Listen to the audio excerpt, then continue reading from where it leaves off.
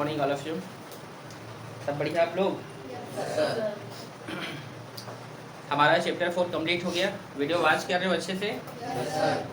ठीक, तो चलिए हम देखते हैं बेटा। आज जो है हमारा एक नया अध्याय है, अध्याय 5, जिसका नाम है एक चर का रैखिक समीकरण। ठीक है, ठीक है जी। अध्याय 5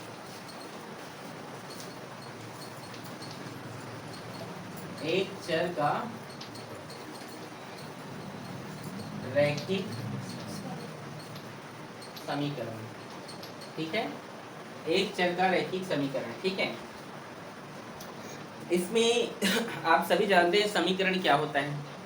बहुपद वे होते हैं जिसके बराबर के बाद कुछ भी संख्या नहीं होती है, लेकिन समीकरण में बराबर के बाद या जीरो हो सकता है या कोई भी नंबर हो सकता है। ठीक है बेटा, पूर्णांक कोई भी हो सकता है, जीरो माइनस में हो सकता है, जीरो हो सकता है, प्लस कोई भी नंबर हो सकता है, माइनस में कोई भी नंबर हो सकता है। ठीक है, तो देखिए प्रश्न वाली 5.1 हम यहाँ पर देखेंगे।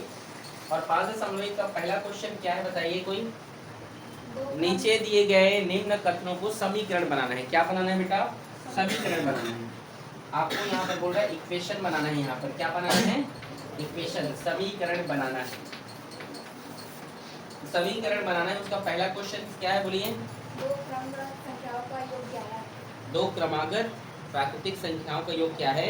12 है। ठीक है, और अगर हम दो क्रमागत प्राकृतिक संख्या बोला है ना, ठीक है, the sum of two consecutive number कितना है? 11 ना।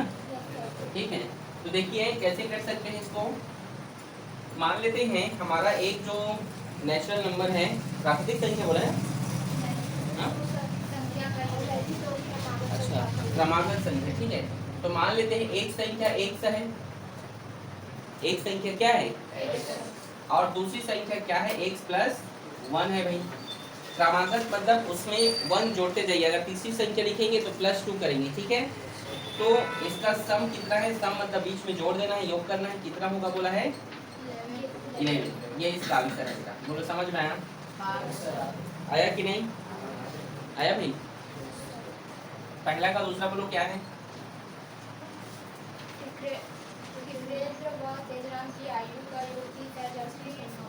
टिकेंद्र, यहाँ पे लिखा है कि टिकेंद्र व तेजराम की आयु का योग 30 है, जबकि टिकेंद्र की आयु तेजराम की आयु की दुगुनी है। यही बोल रहे हैं ना। The sum of Tikendra and Tejram age is 30, whereas Tikendra age is twice of Tejram age. ठीक है भाई, तो मान लेते हैं तेजराम की टिकेंद्र की आयु बोला है दुगनी है, ट्वाइस है। टिकेंद्र की आयु दुगनी बोला है ना, तो टिकेंद्र की आयु को हम 2x मान लेते हैं भाई। क्या मान लेते हैं? ट्वाइस है बोला है ना, तो टिकेंद्र की उम्र को हम क्या मान लेते हैं? 2x। और उसका क्या नाम है? तेजराम। तेजराम की उम्र को x मान लेते हैं। कितना इसका टोटल वैल्यू क्या है बोला? 23। यहाँ पर हम y1 नहीं लिखेंगे, एक चर कहीं बोला है, मतलब एक ही वेरिएबल से आपको यहाँ पे पुटअप करना है। आ रहा है समझ में? ठीक है, linear equation of one variable. ठीक है, समझे जी? तो इस प्रकार से आपको लिखना है बेटा। यहाँ पर वन वेरिएबल ही बोला है ना, तो x x ही रहेगा। 2 वेरिएबल नहीं करना है। ठीक है, 2 वेरिएबल करते तो एक को आप y ले सकते थे। ठीक है, समझे कि नहीं? तीसरा क्वेश्चन बोलो क्या है? एक त्रिभुज की एक भुजा। एक त्रिभुज है, ये त्रिभुज है बेटा, आप जानते हैं ऐसे त्रिभुज होता है। हाँ, दूसरी भुजा की दुगनी और तीसरी भुजा के बराबर है, भुजाओं का योग 40 है। एक, फिर से बोलो, एक मिनट मैं देख ले रहा हूँ। एक त्रिभुज की एक भुजा दूसरी भुजा की दुगनी और तीसरी भुजा के क्या है भाई? बराबर है। ठीक है, एक त्रिभुज है जिसकी एक भुजा क्या है? क्या है बोलिए?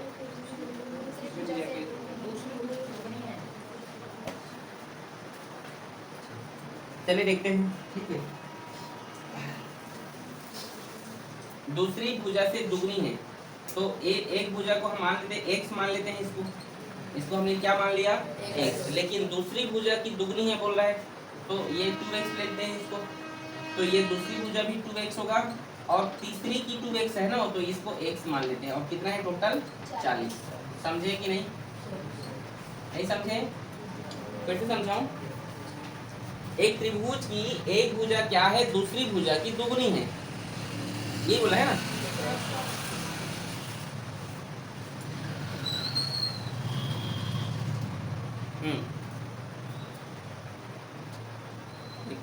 एक त्रिभुज की एक भुजा दूसरी भुजा की दो गुनी है, दूसरी भुजा का दो गुना है और तीसरी भुजा के बराबर है। ठीक है, तो इसको इस तरीके से आप लिख सकते हैं। ठीक है, इसका दो गुना है और इसके बराबर है, ऐसे आ रहा है समझ में। ये तीसरी भुजा के बराबर है और दूसरी का ये क्या है, दो गुना है। समझे कि नहीं आप लोग? ठीक है, चौथा क्वेश्चन बोलो क्या है। एक आयत की लंबाई उसकी चौड़ाई से 3 अधिक है। उस आयत, आयत जानते हैं क्या होता है, क्या बोलते हैं उसको इंग्लिश में? रेक्टेंगल। एक रेक्टेंगल की क्या है, रेक्टेंगल का परिमाप पेरीमीटर बोला है, तो रेक्टेंगल का पेरीमीटर का फॉर्मूला है 2l + b, यही होता है भाई। जानते हो ना। तो बोल रहा है कि एक आयत की लंबाई उसकी चौड़ाई से 3 अधिक है। तो हम मान लेते हैं ये, इसको हम मान लेते हैं चौड़ाई। इसको क्या मान लेते हैं? चौड़ाई x है, तो इसको हम लंबाई मान लेते हैं। ये क्या है, इसका 3 अधिक है, तो x + 3 होगा, ये होगा ना। एक आयत की चौड़ाई x है तो उसकी लंबाई उसके क्या है, 3 अधिक है, तो x + 3 होगा, वो होगा ना।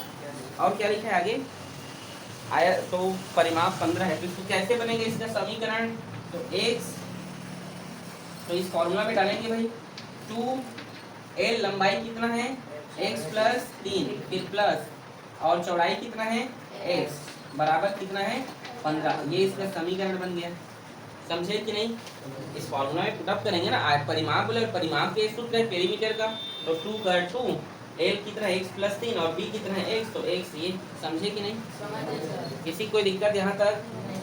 और कुछ बोला है क्या? पांचवा क्या है बोलो।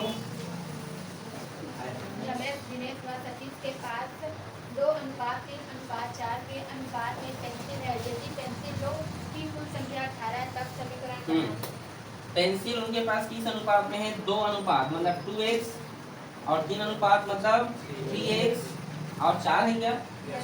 4x बराबर 18 बन गया भाई समीकरण। समझे कि नहीं?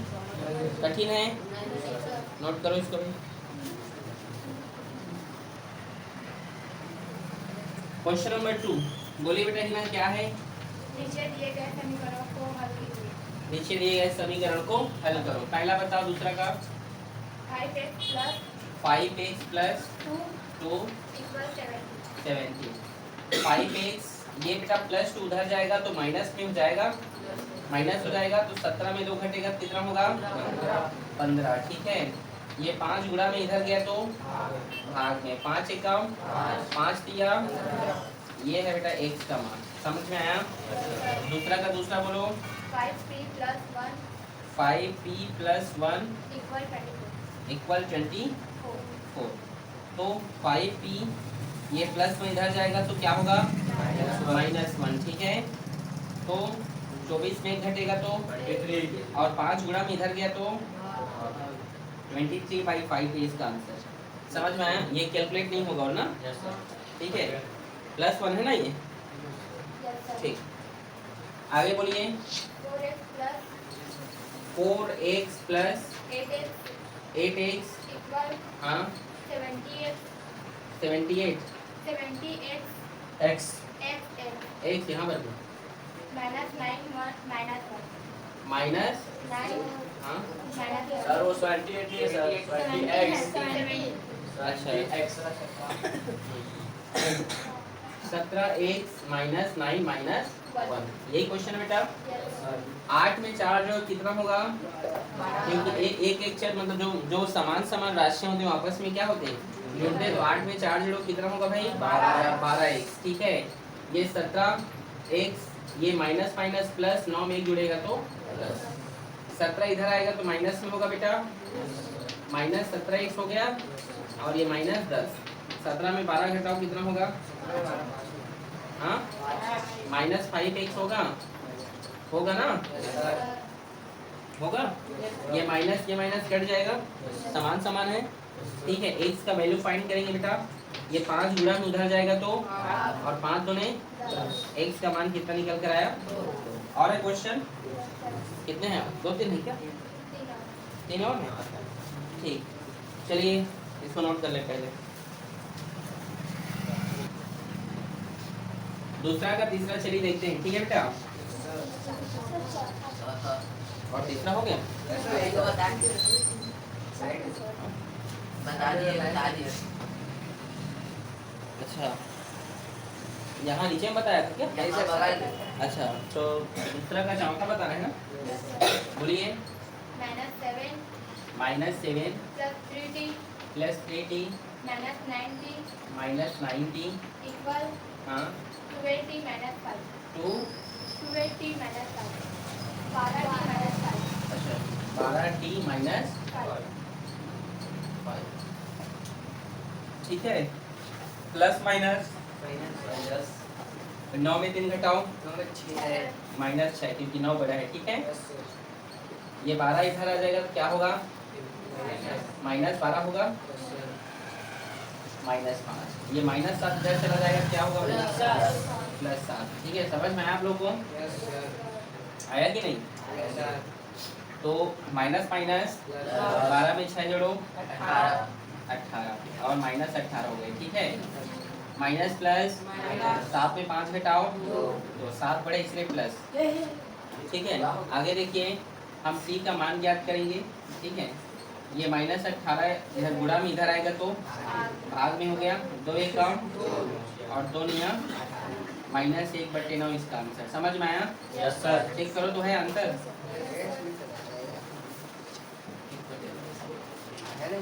और बोलो। और हाँ 3 bracket z -2 bracket close plus 5z equal और टू बस 2 बस। देखिए ये 3 के बाद ब्रैकेट में है, मतलब इसके साथ ये गुणा में होगा तो 3z होगा ये, तो यहाँ पर कोई चिन्ह नहीं इसलिए गुणा होगा इसके साथ। प्लस माइनस माइनस 3 दूने और ये 5z, ठीक है, बराबर 2। ये 3z है 5z दोनों प्लस में, ये भी प्लस में और 3 के आगे कुछ नहीं, मतलब वो भी प्लस में। तो 5 में 3 जोड़ो कितना होगा? 8z और माइनस 6 उधर चला गया तो प्लस 6, ठीक है। तो 6 में 2 जोड़ो कितना होगा? कितना होगा? 8। z का मान निकालो, 8 इधर गुणा में उधर गया तो 8 1 कम 8। समझे? और क्वेश्चन है? ठीक, तो यहाँ पे बता दे रहा हूँ इसको लिख लिए क्या? No sir. अच्छा चलो यहाँ पे बता देता हूँ, ठीक है।